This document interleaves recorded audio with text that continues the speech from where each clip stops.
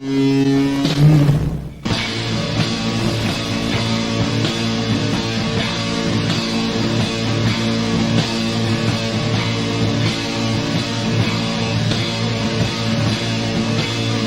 Agent Morris with the NSA. We have identified some very, very interesting anomalous type of aircraft. Traffic is quite luminous and is exhibiting some non-ballistic motion. Over. Move very rapidly at any speed or rather any direction it wanted to go. Fly could change and go to the right or the left or go crossways without hesitating a bit. What do you think it was? Well, if they call it a flying saucer, that's what it is.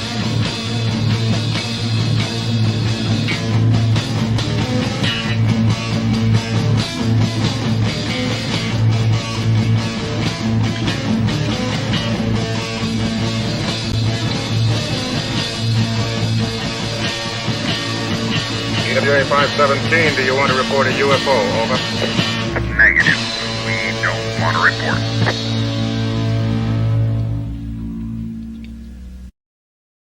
Look, it wasn't my worst Wednesday night.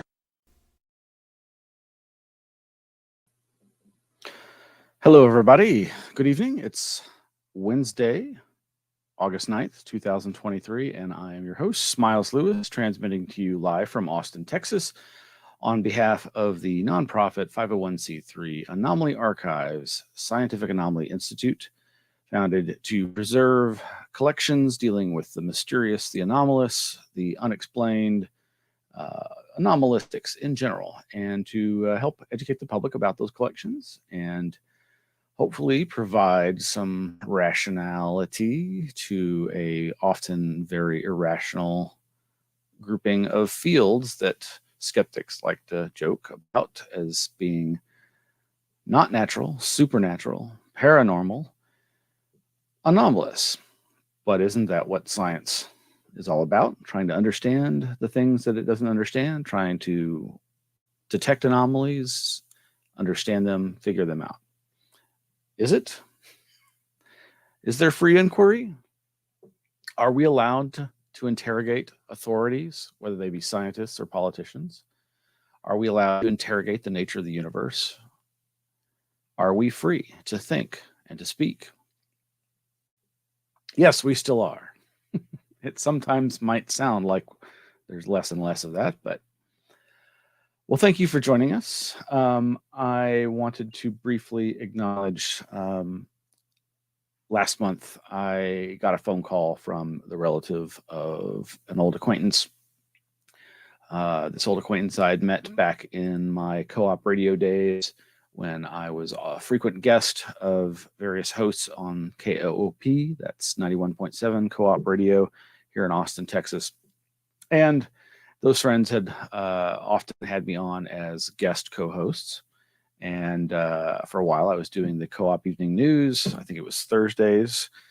And it was a fun roundtable with the then studio manager for co-op, Angela Keaton, who went on to work in the Libertarian Party and the antiwar.com staff. And also there often was a good friend, Scott Horton of Anti-War Radio, and who still does the Scott Horton Show and talks about anti-war foreign policy, mostly. And then me, talking about anomalous stuff. But I also met a host through co-op named, his pseudonym was Harry Ashburn. And he was a funny guy. And I really enjoyed being his guest and hearing his often corny jokes. I had thought about playing one of them tonight. I was recently re-listening to an old recording of my appearance on his then live radio show, Progressive Forum, and co-op radio, co-op evening news there on 91.7 back in the day. And in fact, the particular one I was listening to was when we were announcing the Texas Ghost Lights mini conference that Rob Riggs organized as part of a event on behalf of the Anomaly Archives. Great event. I've talked about it before. But anyway, I was announcing that, and it was also their fundraiser. But yeah, Harry told a funny joke, or silly, corny joke, but it really made me laugh. I'm not going to repeat it here. I'll save it for later, maybe. But sadly, I was informed of his passing, and he had long been a supporter of the Anomaly Archives. He gave not a lot of money, but he gave a charitable donation every year, and we'd occasionally exchange emails, and again, mostly corny jokes, but he will be missed. And we just want to acknowledge those folks who've supported us all these years. So thank you for your support, and thank you for being here, and thank you for listening, whether it's live or Memorex, the podcast or the stream. We're glad to be here with you in your head if you're listening to the audio, video if you're looking at my made for radio face. So I think I titled today's show, what was it? I was alluding to it: Conspiracy, Science, and the Freedom to Interrogate Authority and Reality. For those of you who haven't seen it yet, there's been an interesting article that I was featured in, and I'll talk about that in just a second. But again, if you are unfamiliar with the Anomaly Archives, you can go to our website. That's anomalyarchives.org, and you can find links to all of our past shows, as well as our YouTube channel, where we've archived all the streaming events, the video events that we've recorded, trying to put those up as often as possible. And you can find links to past email newsletters that go into some of the different collections that we have. We have over 7,000 books and thousands of periodicals and digital files and that sort of thing. We are still looking for a home here in Austin. It's quite the challenge, but we're really hoping that will happen soon. It's been far too long. We've been sadly in storage since February 2021. Snowpocalypse of February 2021. Anywho, yes, so you can also find links to our Flipboard. That's where we aggregate all of our news articles that we come across, and those look something like this. There's tons of news. NASA asteroid strike unleashes boulder storm as deadly as Hiroshima. This crazy story out of the mirror.com: terrified Peruvian villagers claim they are under attack from 7-foot-tall aliens. It seems easily dismissible, but it immediately reminds me of covert ops done by American special forces in countries where they were imitating vampire attacks to destabilize the forces in that area. Very interesting news interview over at CNN that just died. Paleoanthropologist debunks myth about humans. Just talking about a different species that buried its dead and apparently had symbolic markings at the grave site underground. Interesting stuff like that. So we've got all kinds of links, tons and tons of thousands and thousands of links. But here is what I was going to talk about tonight. Some of you who are close to me had already heard that I was being interviewed by a researcher in the UK, Annie Kelly, and sure enough, it's part of a project called Everything is Connected: The Internet and Conspiracy, or the Influence of the Internet on Conspiracy and Conspiracy Theorists and Conspiracy Communities. And I and several friends of mine had the pleasure of being interviewed by Annie Kelly, and it's part of a larger project.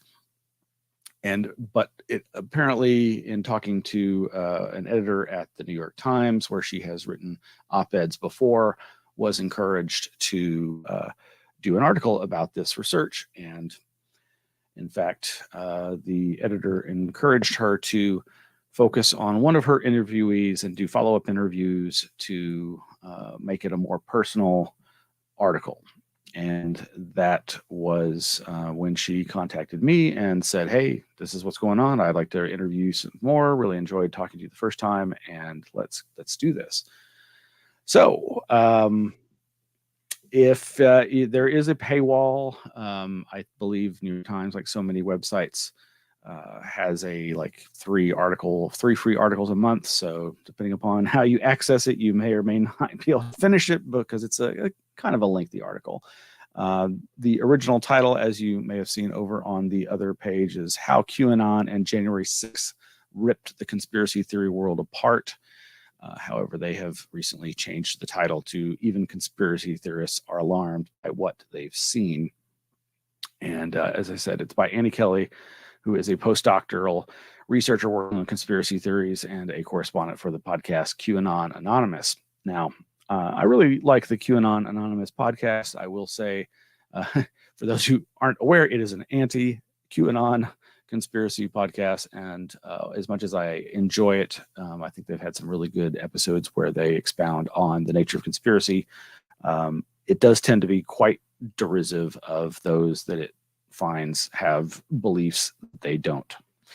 And while I think we all can relate to laughing at people who believe things that we think are silly or outrageous or even repugnant, I don't really tend to like that as a normal form for one's content. But that said, I still think they're doing some good work, and I really enjoy Annie Kelly's contributions. Also, there is a local filmmaker who is a good acquaintance friend, Brad Abrahams, who also contributes to their episodes. He's done some great work, of course, on UFOs, on different cults here in Texas, as well as inquiries into the interesting New Age community surrounding Mount Shasta, that sort of thing.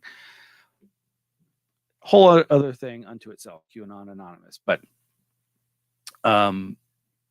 the article, it really is a feature focusing on me. It literally starts with my full name and mentioning that I grew up in Austin and going into my background. Many of you who've been listening for years already know plenty about me, but I really like Annie's writing style. I like where she's coming from. From our conversations, I really got the sense that even though I might entertain wilder beliefs than she does, that we are more or less on the same page on a lot of different stuff that has to do with conspiracy theory and the issue of, yes, there are conspiracies, and yes, we have to be vigilant against how people's beliefs in them can lead to violence, but also how we have to really maintain a vigilance about the fact that they do exist. Conspiracies do exist, and the powers that be often do not have our best interests at heart. In fact, I'd say they most of the time never do. So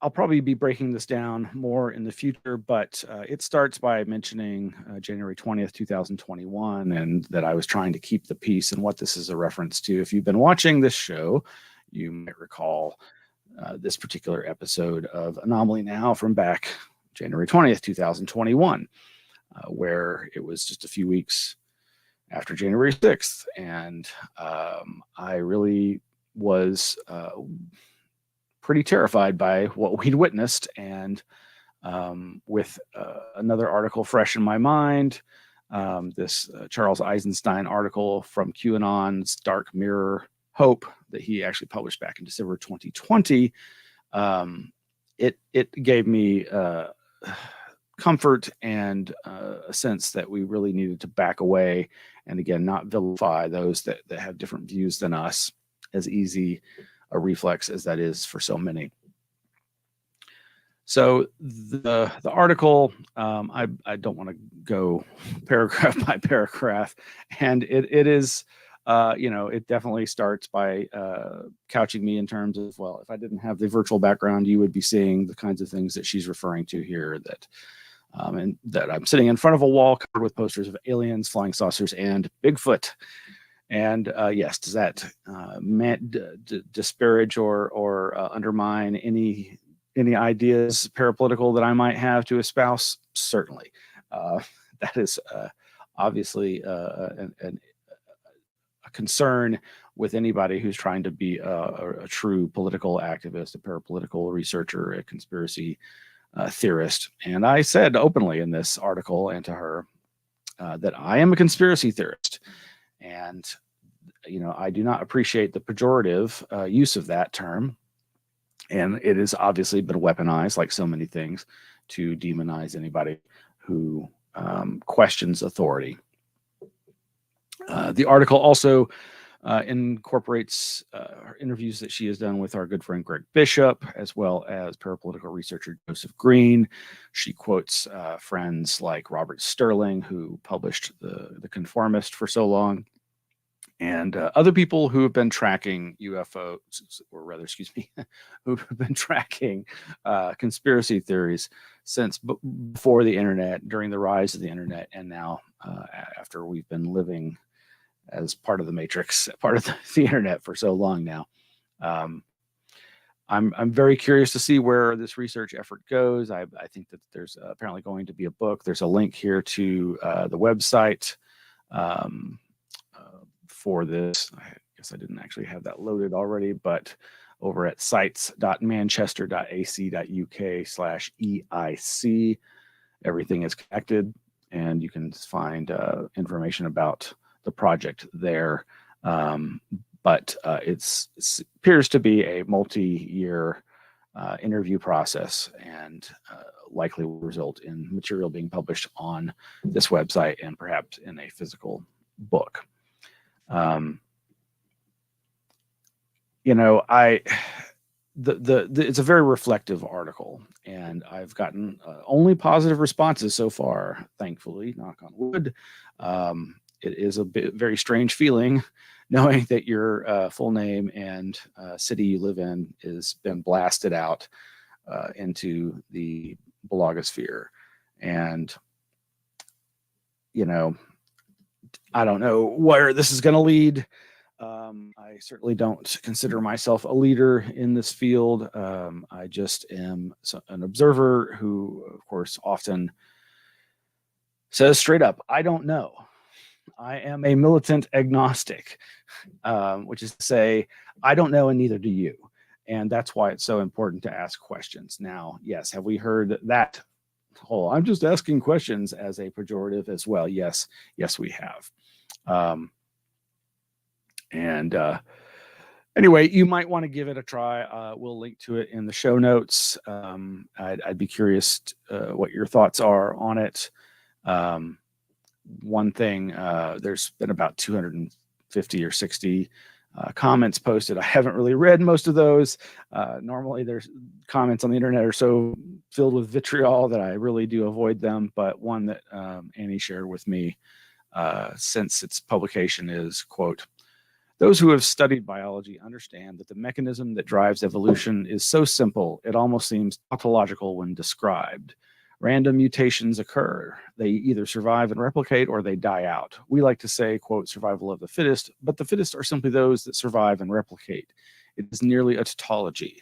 We often say internet content goes viral, referring to its quick spread. Indeed, internet content is very much like a virus. It mutates constantly, then is tested in an environment of likes and reposts, its fitness judged by how well it survives and replicates in the social media environment. Traditional conspiracy theorists maybe enjoyed the artistry of crafting their theories. They were, in a way, creationists, devotees of intelligent design. But with social media, artistry is out the window. Instead, it's something more akin to biological evolution. Random mutation, maybe with some genetic engineering thrown in, and then the test, does it survive and replicate, possibly spawning ever new varieties, or does it quickly die out? To the traditional conspiracy theorist, something has been lost, maybe. Love, art, even a bit of divinity. That's me in the corner. That's me in the spotlight, losing my religion." It reminded me of Susan Blackmore, the British parapsychologist and skeptic, who I believe was inspired by her out-of-body-like experiences. And later she wrote a book called The Meme Machine and talked about, again, this idea of memes, this idea of an idea that replicates and gets retransmitted. And I think that's what this commenter was touching on. So again, you may want to check out this article. One part here Still, Mr. Lewis looks back nostalgically on days when there seemed to be more respect and camaraderie. The aftermath of September 11th and the War on Terror presented, he said, a threat to citizens that the conspiracy-friendly left and right could unite over. Now the rift between the two is deep and vicious. He felt as if the ideas that had first attracted him to conspiratorial thought had been weaponized, pointing people away from legitimate abuses of power and towards other citizens. Indeed, the grieving parents of Sandy Hook, for example, and at times involved real-world violence. Yep, there's quite a few quotes in here from me, and of course here's Greg Bishop being mentioned, where he says, you'd see somebody at a convention who was frothing at the mouth or whatever figuratively, and that's changed into something that's basically a part of the culture now. And Joseph Green, an author and parapolitical researcher, described how in the past at conferences he attended on conspiracy topics, there's always a couple of guys in there who will tell you after they get familiar with you that the Jews run the world.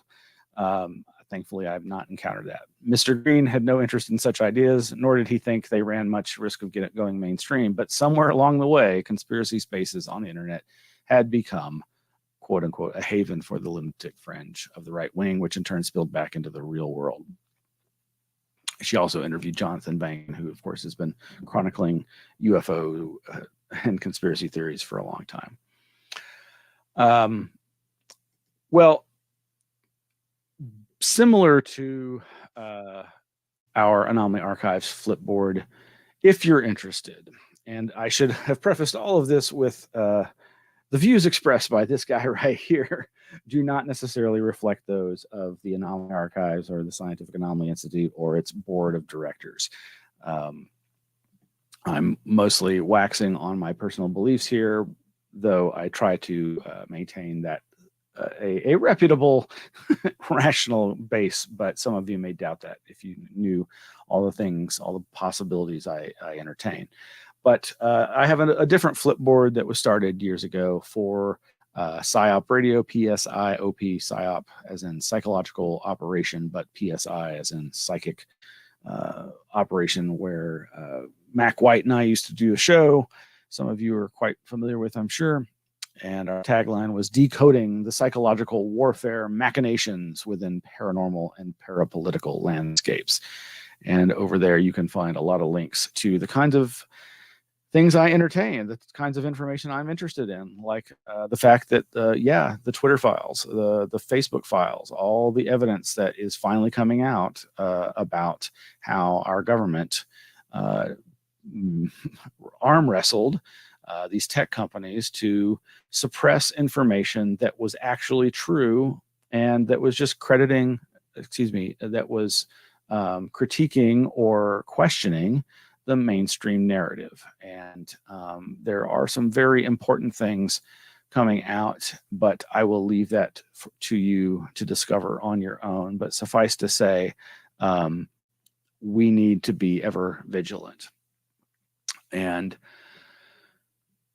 to the idea that I was mentioning with the title of this episode, another parapolitical outlet was reminding me of this famous interview between Charlie Rose and Carl Sagan.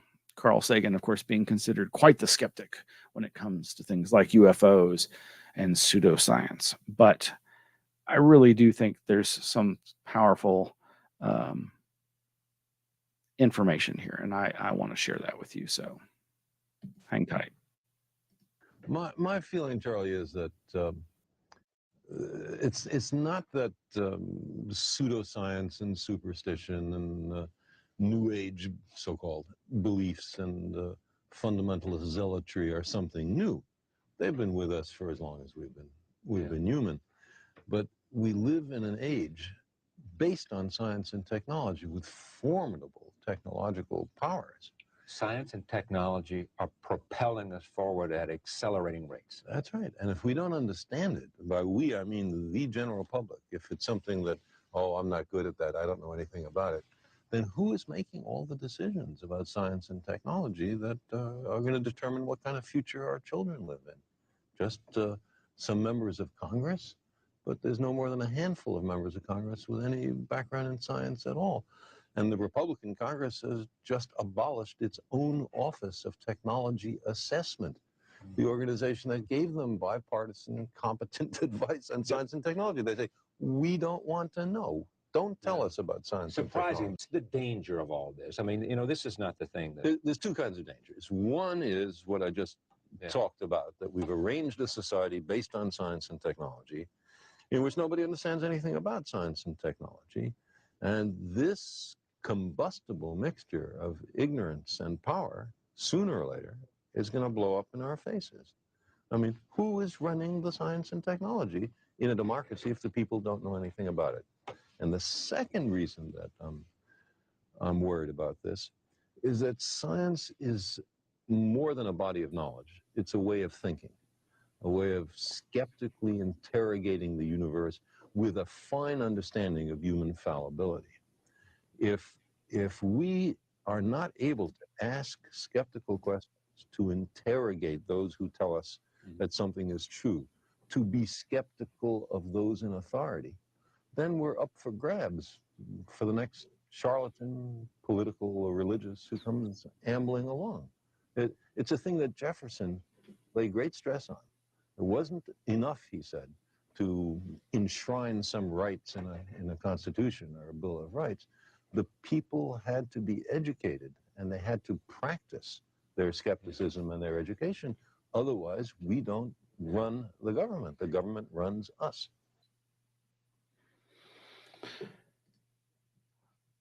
Couldn't have put it better myself. And it reminds me of something that we touched on the last show. And I wanted to thank my guest co-host from last week's show, Kurt Collins and Chris Rutkowski, who are the admins over at the UFO Updates Facebook group, and who are good friends and skeptics, but also, very much interested in the UFO scene and trying to be rational about it. But we started talking about Charles Fort, after whom Fortean phenomena is named, and this idea of just strange phenomena, the looking at those anomalies. But it was through my interest in Charles Fort that I became aware of a very simple word that to me epitomizes what science really is, and that is the idea of intermediatism, that science is always an intermediate understanding of the universe, and that we are, as Carl Sagan said, constantly interrogating the nature of reality and the authorities who they themselves are looking into these mysteries. So with that, I will just say I hope that you will all continue on this journey, this seeker's quest for truth, enlightenment, a better understanding, intermediate though it may be.